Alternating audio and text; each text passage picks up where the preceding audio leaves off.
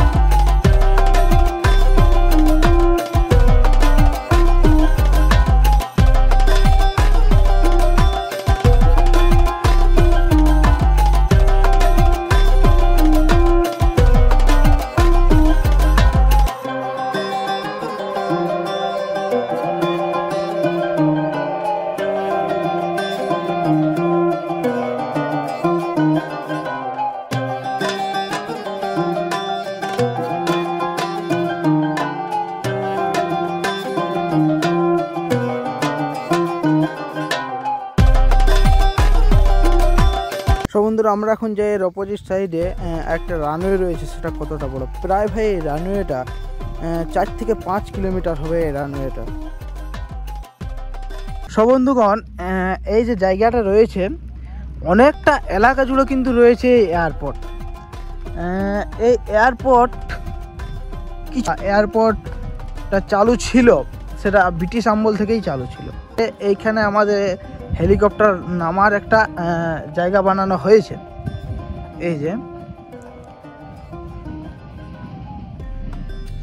এই যে এয়ারপোর্টটি রয়েছে, এটি দ্বিতীয় বিশ্বযুদ্ধের সময় জরুরি পরিস্থিতিতে বিমান ওঠানামা করার জন্য এই যে এয়ারপোর্টটি রয়েছে আমাদের ছড়ার মধ্যে রয়েছে, এটি তৈরি করেছিলেন ব্রিটিশরা। বর্তমানে এখন এই এয়ারপোর্টটি বন্ধ রয়েছে। এই যে কতটা এলাকা জুড়ে রয়েছে দেখুন, ওই যে সামনে দেখা যাচ্ছে। এই আমাদের ছররা এয়ারপোর্টের মতো আরও আমাদের পশ্চিমবঙ্গে বিভিন্ন জায়গায় এয়ারপোর্ট রয়েছে, যা এখন বন্ধ অবস্থায়। এই যে সেই স্থান যেখানে আমাদের এখনও কোনো কারণবশত হেলিকপ্টার নেমে থাকে, এই যে সেই যে স্থানটা, ওই যে ওইদিকে রয়েছে। যে এয়ারপোর্টের মেন জায়গাগুলো ছিল সেটা ওইদিকে রয়েছে।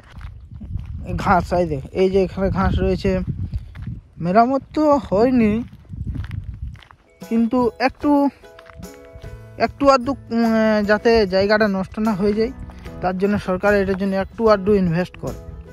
এই যে রানওয়েটা রয়েছে, এটা অনেকটা এলাকা জুড়ে কিন্তু রয়েছে। এই যে অনেকটা দূর আমি দেখাচ্ছি যদি জুম হইতো। ওই যে একটা তাব্বু রয়েছে, দেখাচ্ছে গাড়িটার আগে একটা তাব্বু, সেখান থেকে শুরু হয়েছে রানওয়েটা। আর এইদিকে যেটা দেখাচ্ছে, এর অনেক দূর রয়েছে, বা এই হেলিকপ্টার নামার যে জায়গাটা করেছে ওর থেকে অনেকটা আরও দূর যাবে।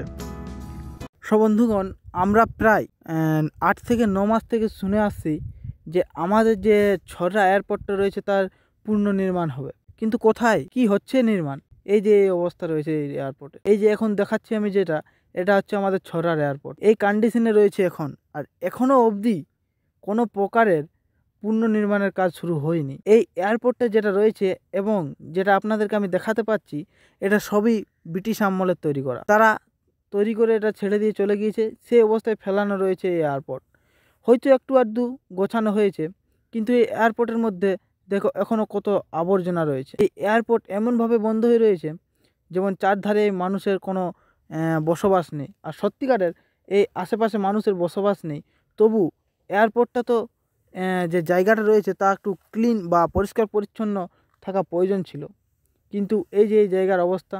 আর এটা প্রায় যেটা শোনা গিয়েছে দ্বিতীয় বিশ্বযুদ্ধের সময় এই এয়ারপোর্ট ব্রিটিশরা তৈরি করে দিয়েছিলেন চীনাদের যে সেনাবাহিনী ছিল তা ওঠানামার সুবিধার ক্ষেত্রে। আরও আমাদের ওয়েস্ট বেঙ্গলের মধ্যে এই মতো এয়ারপোর্ট অনেকগুলো পড়ে রয়েছে। তো অনেকগুলোরই কথা জানবো আমরা, এবং এই এয়ারপোর্টের সম্বন্ধে আমার যতটুকু আইডিয়া রয়েছে যে এটা আর আশা করছি পুনর্নির্মাণ হবে না। তো যদি এই এয়ারপোর্টের সম্বন্ধে কারো কিছু আইডিয়া থেকে থাকে তো অবশ্যই কমেন্টে জানাবে। সো বন্ধুরা, আমরা এখন রয়েছি যে এয়ারপোর্টটা রয়েছে তার একটু শেষ প্রান্ত দিকে।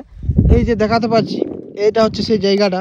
এই যে কতটা এলাকা জুড়ে আমরা প্রায় দেখাতে পেরেছি, এই মতো রয়েছে অবস্থা। মানে অনেকটা জায়গা ভাই, কোনা কোনা যদি ঘুরতে চাও তো বুঝলি না, অনেকটা জায়গা জুড়ে রয়েছে এই জায়গাটা। আর এই জায়গাটা রয়েছে ছড়রাতে। সব বন্ধুরা, ভিডিওটা এত দূর অবধি। যদি ভিডিওটা ভালো লাগে তো লাইক, কমেন্ট, শেয়ার এবং সাবস্ক্রাইব অবশ্যই করবেন। আর যদি ভিডিওর মধ্যে কোনো ভুল হয়ে থাকে, কারণ আমি ভাই অনলাইনের মাধ্যমে যতটুকু জানতে পেরেছি সেটাই এই ভিডিওর মাধ্যমে তুলে ধরেছি। যদি ভিডিওর মাধ্যমে কোনো ভুল হয়ে থাকে তো অবশ্যই ক্ষমা করে দিও। আর কারো যদি এই এয়ারপোর্ট সম্বন্ধে বিশেষভাবে কিছু জানা থাকে তো অবশ্যই কমেন্টে জানিও। কমেন্টের অপেক্ষায় রইলাম। তো দেখা হচ্ছে পরের কোনো অন্য ভিডিওতে। ততক্ষণের জন্য ভালো থাকবে, সুস্থ থাকবে। রাম রাম।